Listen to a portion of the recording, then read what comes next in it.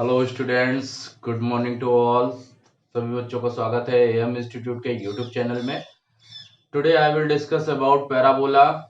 तो बच्चों, आप लोगों ने सर्किल पढ़ा था। सर्किल, पैराबोला, कोनिक सेक्शन का जो पार्ट चल रहा था, तो सर्किल मैंने आप लोगों को बताया था, सर्किल के क्वेश्चन बताए थे। उसी के आगे आज हम लोग टॉपिक पढ़ेंगे पैराबोला। तो पैराबोला क्या होता है, और हम लोग ये भी जानेंगे कि पैराबोला की इक्वेशन क्या होती है, कैसी होती है चीजें।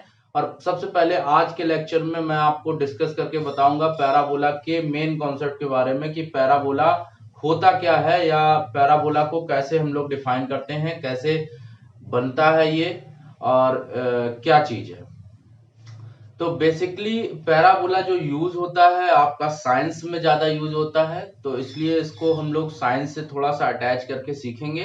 तो पैराबोला की सारी चीजें आपको मैं बताऊंगा। ठीक, तो बारी बारी से पहले स्टार्ट करते हैं और इसमें देखते हैं कि पैराबोला क्या होता है। ध्यान देते हैं। ये बेटा सेकंड टॉपिक है कोनिक सेक्शन का। ऑलमोस्ट जो कोनिक सेक्शन में जितने भी टॉपिक पढ़ते हैं उसी में हम लोग इन सब चीजों को देखते हैं। तो सबसे पहले कोनिक सेक्शन, चैप्टर का नाम था कोनिक सेक्शन। तो कोनिक का मतलब होता है कोई शंकु, कोई शंकु होगा, कोन होगा। और सेक्शन मतलब उसके भाग। तो उसके कोन से जो हम लोग पार्ट कट करके लाते हैं, उसी पार्ट कट करके जो भी फिगर्स ड्रॉ होते हैं, बनते हैं, उनका स्टडी करते हैं हम लोग। ठीक, तो जैसे पैराबोला है तो ये क्या है। जैसे हमने एक कोन लिया बेटा, सपोज दैट ये एक कोन है। ठीक, और ये इसकी स्लैंट हाइट है, ये इसकी स्लैंट हाइट है। हमने बेटा क्या किया कि इस कोन के ये जो लाइन है स्लैंट हाइट, इसके पैरेलल एक लाइन खींच दी, या इसको ऐसे कट कर दिया यहां से। ठीक, तो कट करने के बाद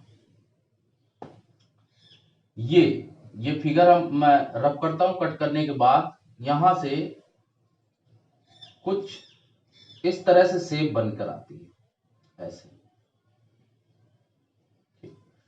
या अगर ये कहें कि अगर कोई कोई गाजर है, कुछ भी है, कोन के शेप में है, और उसको ऐसे कट करते हैं स्लैंट हाइट से, तो कुछ ऐसे फिगर बनती है, ऐसे। ठीक, तो ये एक पैराबोलिक शेप होती है। कैसी शेप होती है? पैराबोलिक, मीन्स परवलय के आकार की। ठीक, अब ये पैराबोलिक शेप्स क्या होती हैं या कैसे हम लोग ये चीज आती है, तो साइंस से मैं अटैच करके आप लोगों को बताता हूं कैसे होता है पैराबोलिक की चीजें। देखिए, देखिएगा। जैसे बेटा, ये तो हमने जाना कि पैराबोला किस तरह की शेप का होता है। इस कर्व टाइप में होता है, जो स्लैंट हाइट से हम लोग अगर पैरेलल कोई लाइन ड्रॉ करते हैं और वो इस टाइप की शेप में बनता है, तो वो पैराबोला होता है। ठीक, अब मेन बात आई, अगर हम लोग पैराबोला में सबसे पहले साइंस से इसको मैं अटैच करके दिखाता हूं आपको। जैसे हम लोग ये यहां पर कोई, यहां पर खड़े हैं, हमने कोई क्रिकेट का बॉल फेंका है।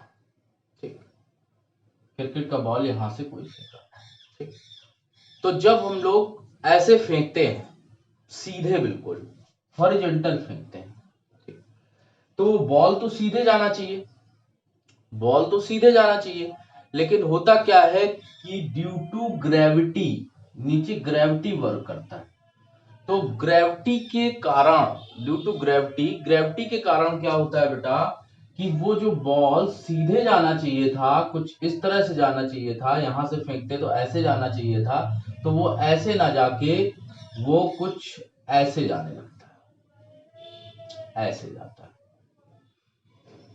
तो वो शेप बनाता है पैराबोलिक। इसको बोला जाता है पैराबोलिक पैथ, पैराबोलिक पाथ। ठीक, और ये जो शेप बनती है, ये ग्रेविटी, यहां पर ग्रेविटी के कारण ये पाथ ऐसे बनकर आता है, तो ये पैराबोलिक पाथ होता है। ठीक बेटा, ये पैराबोलिक पाथ होता है। ठीक, ये तो चीज क्लियर है। दूसरा एक और एग्जांपल देता हूं।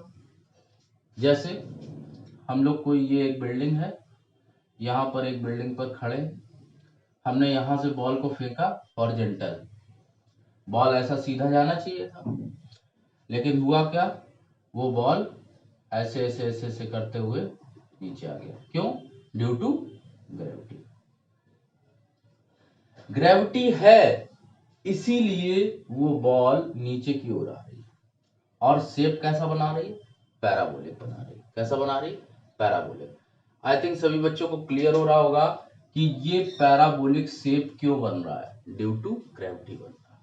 ठीक, अब मैथमेटिक्स में पैराबोला किस तरह से यूज होगा, या हम लोग इसकी इक्वेशंस का डेरिवेशन कहां से सीखेंगे, या इसके बारे में कैसे सीखेंगे, देखते हैं। ठीक, तो सबसे पहले अगर बात करते, ये तो हमने साइंस से इसको अटैच करके बताया, लेकिन हमको तो पढ़ना मैथ्स में है ना, तो मैथ्स में कैसे हम लोग इस चीज को सीखेंगे देखते हैं। ठीक, तो ये तो चीज हुई, पैराबोलिक का आकार किस तरह का होता है, साइज कैसे बनता है। ठीक, आगे देखते हैं। अब इसकी जो डेफिनेशन है पैराबोला की, डेफिनेशन सीखने से पहले मैं दो चीजें बताऊंगा इसमें। आप जो पूरा पैराबोला पढ़ोगे, पूरा एलिप्स पढ़ोगे, पूरा हाइपरबोला पढ़ोगे, उसमें आपको दो चीजें सीखनी होंगी। क्या? एक सीखना होगा, आपको मिलेगा फिक्स्ड पॉइंट। क्या मिलेगा?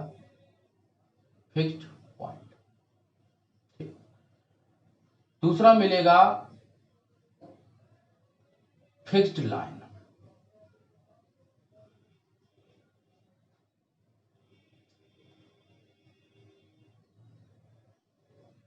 दो चीजें मिलेंगी, एक फिक्स्ड पॉइंट मिलेगा और एक fixed line. So say this end say this. Fixed point को बोला जाएगा फोकस। क्या बोला जाएगा? फोकस। और फिक्स्ड लाइन को बोला जाएगा डायरेक्ट्रिक्स।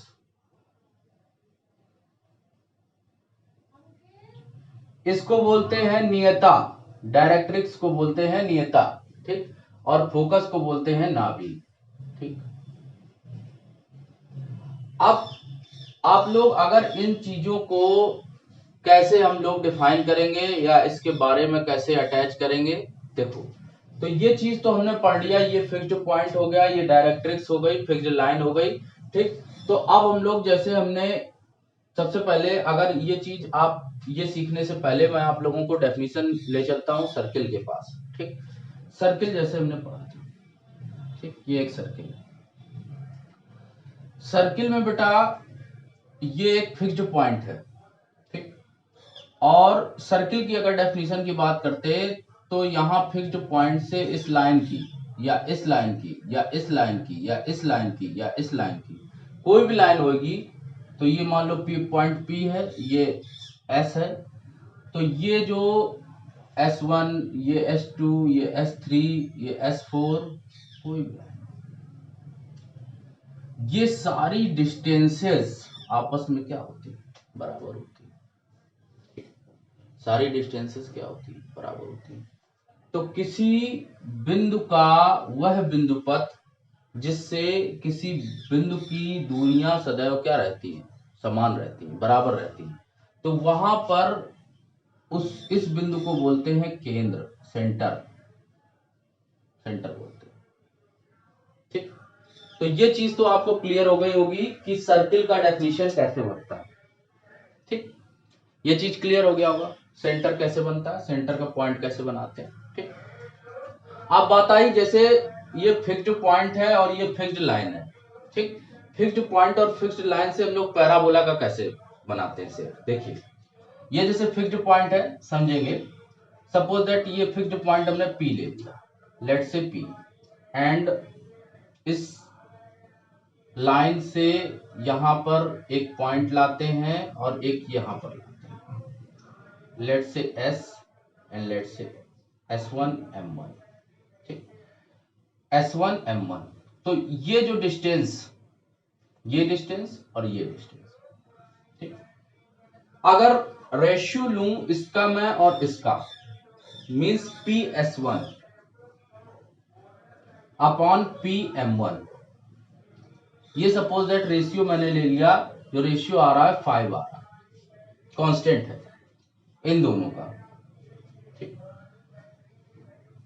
एक और रेशियो लेता हूं आगे, ये S2 ले लिया, ये यहां से ले लिया M2, तो ये डिस्टेंस और ये डिस्टेंस, ये 5 ले ली, 5 ये भी ले ली, 6 ये ले ली, 6 ये ले ली, तो ये डिस्टेंस, ये डिस्टेंस बराबर होगी, ठीक।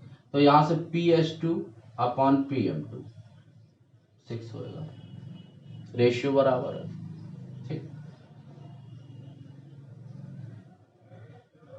तो ये सपोज दैट मैं रेशियो ले रहा हूं, ठीक, या ये एक रेशियो 5 ले रहा हूं, सबका 5 ले रहा हूं, ठीक, सबका रेशियो मैं बराबर ले रहा हूं, ठीक। यहां से एक पॉइंट लिया, यहां से एक पॉइंट लिया S3 और M3, फिर एक पॉइंट लिया, यहां से लिया S4 M4, ठीक।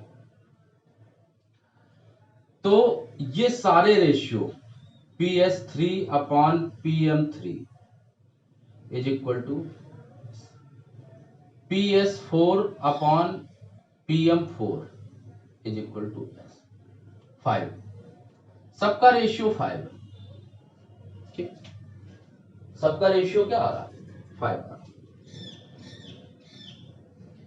क्योंकि सबका रेशियो यहां पर क्या है, इक्वल है बेटा, सबका रेशियो क्या है, इक्वल। तो दिस इज द, ध्यान दीजिए, ये सारे पॉइंट्स जो बनाते हैं मिलकर, ये ये जो शेप बन रहा है, दिस इज कॉल्ड पैरा, ये पैराबोला बन रहा है। आप ये जो पैथ देख रहे हो, जो मैं मिलाकर ये बना रहा हूं, ये पॉइंट्स देखिए, ये पैराबोला, ये पैराबोला क्या है, पैराबोला। क्लियर हो गया सभी बच्चों को? इस तरीके से अभी मैं और लेट से अलग अलग एग्जांपल देखता हूं। सपोज दैट यहाँ 5, ये डिस्टेंस और ये डिस्टेंस इक्वल होगी, 6 6 होगी, 7 7 होगी, 8 8 होगी, तो ये डिस्टेंसेस आपस में क्या होंगी, बराबर। ये वाली डिस्टेंस बराबर होगी, ये वाली डिस्टेंस बराबर होगी इसमें, क्यों, क्योंकि इसका कंडीशन है, इसका कंडीशन है, क्या कंडीशन है देखते हैं। देखो, जो रेशियो निकलता है यहां पर इसका, वो क्या होता है, PS1 अपॉन PM1, ये इक्वल होता है बेटा E के, किसके इक्वल होता है, E के। अब E क्या है, E को बोला जाता है बेटा एसेंट्रिसिटी, एसेंट्रिसिटी बोलते हैं, क्या बोलते हैं, एसेंट्रिसिटी। और इसको बोला जाता है उत्केंद्रता, क्या बोलते हैं, उत्केंद्रता बोलते हैं, एसेंट्रिसिटी बोलते हैं, ठीक है बेटा, इसको एसेंट्रिसिटी बोलते हैं और इसको क्या बोलते हैं, उत्केंद्रता। तो अब बेटा इसमें हम लोग ये चीजें मतलब समझ लेते हैं कि E क्या है। E जब इक्विवेलेंट होगा 1 के, तो वो शेप कैसी होगी, पैराबोला बनाएगी, ठीक। E का वैल्यू अगर ग्रेटर देन 1 होगा तो वो हाइपरबोला होगा, ठीक। इसके बाद अगर E अगर 1 से छोटा होगा तो वो क्या होगा, एलिप्स होगा, ठीक। अगर E 0 के बराबर होगा तो वो क्या बनाएगा, सर्किल बनाएगा, ठीक। इस तरीके से हम लोग ये सारी चीजें E की सीखते हैं, ठीक, ये E की सारी चीजें सीखते हैं। तो E का मतलब आप लोग समझ गए होंगे कि E अगर 1 के इक्वल है तो पैराबोला होगा, E अगर 1 से बड़ा है तो हाइपरबोला होगा, E अगर 1 से छोटा है तो इलिप्स होगा, E अगर 0 के बराबर हो तो क्या होगा, सर्किल होगा। ठीक। तो ये रेशियो बराबर होता है, मीन्स ई अगर 1 के ई का प्लेस पर वैल्यू 1 रख दें तो P S one upon P M one का वैल्यू कितना मिलेगा, 1 मिलेगा। तो यहां से आ जाएगा पी एस वन बराबर पी एम वन। ठीक। तो यहां से मीन्स किसी निश्चित बिंदु से, फिक्स्ड पॉइंट से एक अलग नियता की दूरी और किसी स्थिर बिंदु की दूरी, आपस में जो अनुपात होता है या आपस में जो वैल्यू होती है वो क्या होती है, बराबर होती है। ठीक है, तो वो आपस में क्या होती है, बराबर होती है। ठीक। तो पी एस वन और पी एम वन का वैल्यू क्या होगा, इक्वल होगा। ठीक। अब हम लोग इसके आगे अगर देखेंगे तो इसका डेफिनेशन आप आई थिंक आज के लेक्चर में आप लोगों को क्लियर हो गया होगा। ठीक। तो बेटा मैं आप लोगों को कल के लेक्चर में इसी के आगे एक बार फिर से डेफिनेशन रिवाइज कराऊंगा और इसका इक्वेशन आप लोगों को पैराबोला का डेरिवेट करना बताऊंगा नेक्स्ट लेक्चर में। तो आज की क्लास बेटा बस यहीं स्टॉप करता हूं, आप लोग ध्यान से समझते रहिए और कंसेप्ट आपको बहुत अच्छी समझ में आएगी। आई थिंक क्लियर भी हो गया होगा पैराबोला क्या होता है, कैसे बनता है, और आप जब इक्वेशन पढ़ेंगे कल के लेक्चर में तो और अच्छे से आपको समझ में आएगा, क्योंकि टॉप मोस्ट क्वेश्चंस एनसीईआरटी की टेक्स्ट बुक्स में दिए रहते हैं, लेकिन आप लोगों को मैं और क्वेश्चंस करवाऊंगा जिससे आप लोगों को कंसेप्ट क्लियर हो जाएगी और सारे क्वेश्चंस आप आसानी से बना लोगे। ठीक है। आज की क्लास अगर पसंद आई है तो वीडियो को लाइक करिए, ज्यादा से ज्यादा शेयर करिए। Thank you.